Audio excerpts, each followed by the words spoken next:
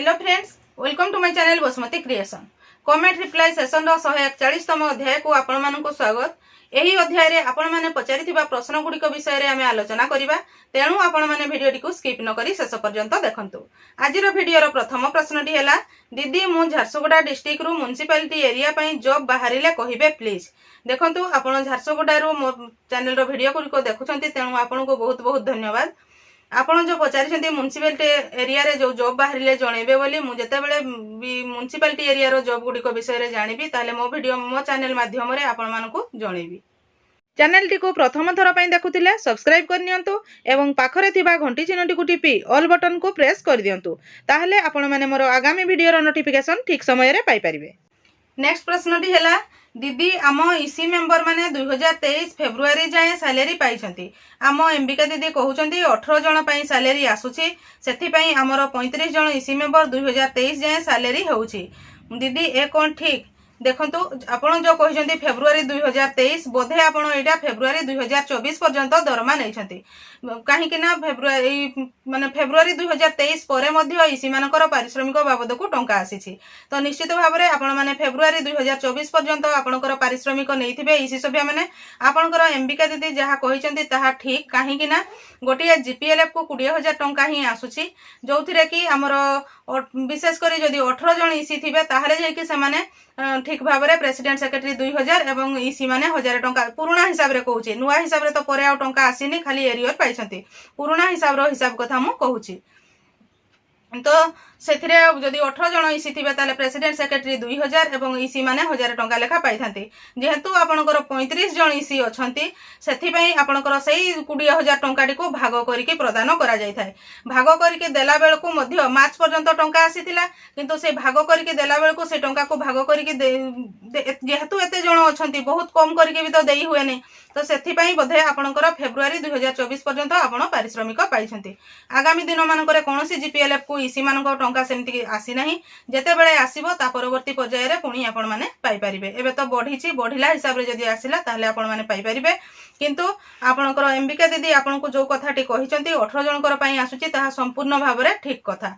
जो जीपीएलएफ गुडी करे 15-16 जन किबा 12 जन अछंती, से गुडी करे तो से 12-15-16 सेतकी जनक पई ही टंका आसी थाए। से गुडी को 20,000 टंका आसे नै। जोठी 18 जनकरू अधिक इसी अछंती सेही जगह गुडी को 20,000 टंका आसी थाए।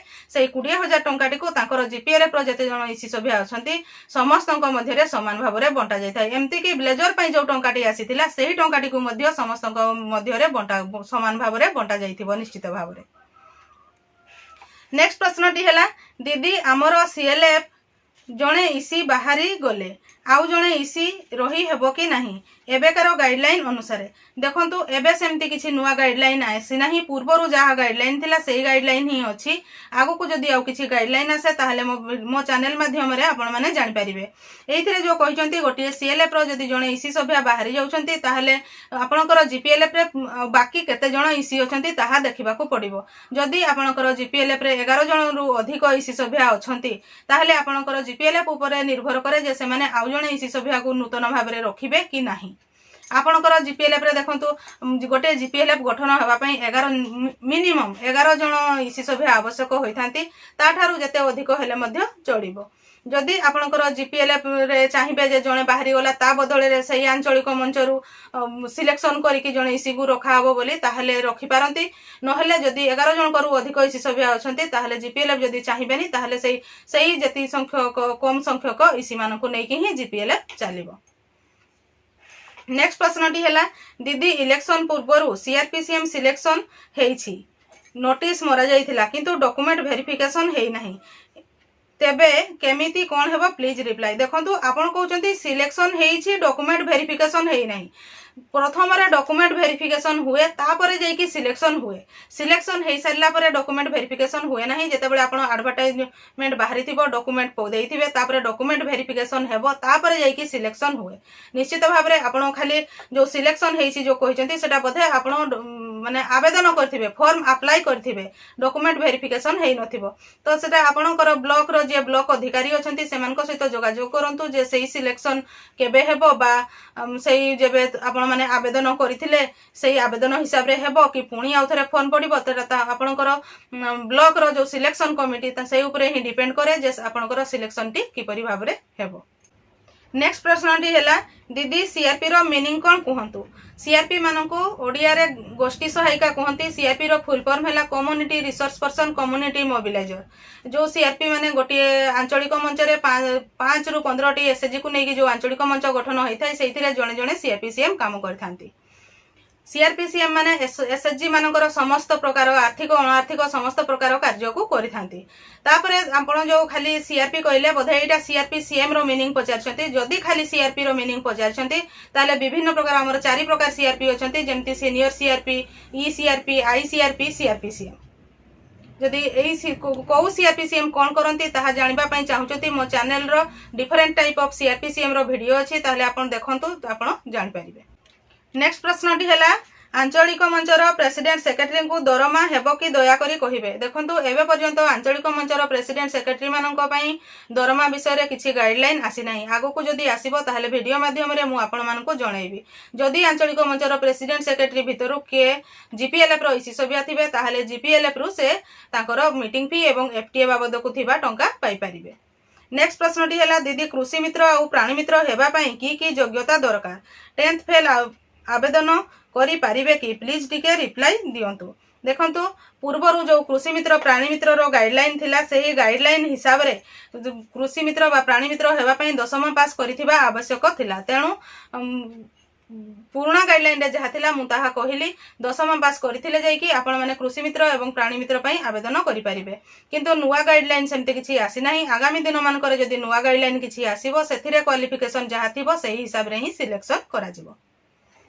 नेक्स्ट प्रश्नटी है I am facing problem in entry EC member in case of president entry it shows gives another post देखंतु बोधे आपण जतेबेले प्रेसिडेंट एंट्री जगह रे ईसी एंट्री करूछंती बा ईसी एंट्री जगह रे प्रेसिडेंट एंट्री करूछंती सेही समय रे अलगा पोस्ट देखौछि देखंतु जदि पूर्वरु प्रेसिडेंट जे थिले आपनकर गोटे जगह रे प्रेसिडेंट एंट्री कर दैछंती पुणी आउ थरे नुवा प्रेसिडेंट जदि जे हितिबे तांकरटा प्रेसिडेंट देले ताहा नेबो नाही पूर्वरु जे प्रेसिडेंट थिले तांकर नाटी को एडिट करिकि तांको जगह रे ईसी करिवे तापरे नूतन जे प्रेसिडेंट हेचंती तांको ना को जाईकि एडिट करिकि आपण माने से तांकर डेजिग्नेशन प्रेसिडेंट को सिलेक्ट करिवे ताहले ताहा चेंज करि परिबे जदि सेमति करि पारु नाहंती ताहले आपनकर जो ईसी जते सब हेचंती समस्त को आपण सेठी डिलीट कर देबे नूतन भाव में प्रति आंचलिक मंचरु किए प्रेसिडेंट किए सेक्रेटरी किए ट्रेजरर कि vice president joint secretary EC जी जहाँ अच्छा प्रति आंचलिक मंचरु जो जो माने जाइछंती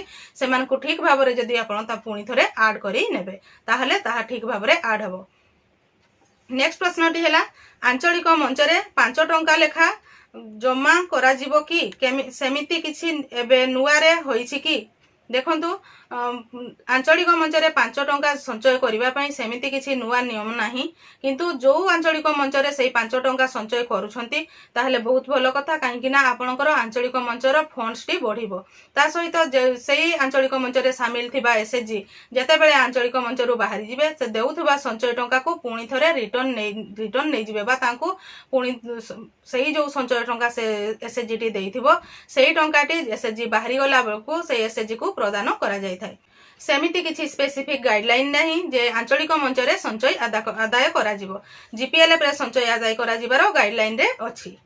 मु आशा करूछि आपण माने एही वीडियो माध्यम रे आपण पचारिथिबा प्रश्न गुडिकर उत्तर पाई परिथिबे जो प्रश्न गुडिक रहि जाइछि आगामी वीडियो मानकरे आसीबो तेणु आपण माने मो चैनल रो वीडियो गुडिक रेगुलर देखुथांतु। आजिर वीडियो रे बास एतिकी आजिर वीडियोटी को आपण शेष पर्यंत देखिथिबारु आपनको बहुत बहुत धन्यवाद। नमस्कार।